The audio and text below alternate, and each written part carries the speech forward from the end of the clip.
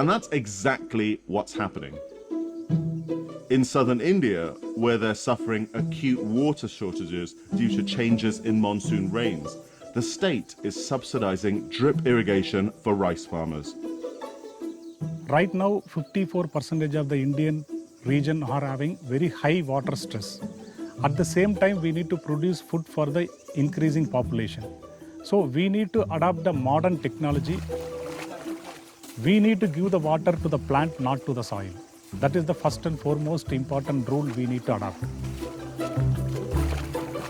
But it's not the only way that Indian farmers are trying to make rice more water and more climate friendly. நம்ம அடுத்த சந்ததிக்கும் வரணும்னாக்க நீங்க வந்து அந்த ஆனால் இருக்கிற தண்ணீரை வந்து ஒரு புத்திசாலித்தனமா பயன்படுத்த வேண்டியது. Farmer Ravi Chandran is using a method called the System of Rice Intensification, SRI for short, which not only uses less fresh water, but also improves yield.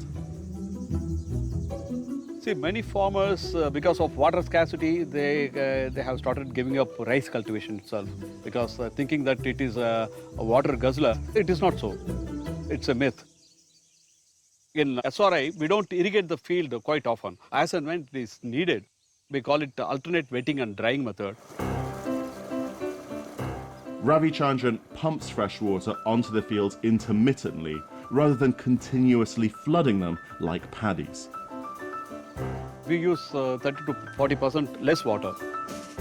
Rotating wet and dry periods also means the plant roots get more oxygen, which helps them thrive.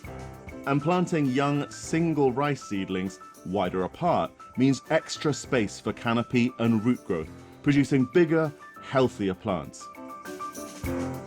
You can see the precision planting. In the conventional method, in 1 square meter, we get about 66 plants, 50 to 66 plants. Whereas in the SRI, we get about, we transplant about 16 plants per square meter. Mechanical weeders also aerate the soil, allowing it to absorb and retain more water. Remarkably, the SRI method appears to be producing more rice, even though it uses fewer plants and less water. These are all very trained laborers. It needs meticulous planning and the perfect placement of the seedling. It justifies the payment of higher wages for these laborers.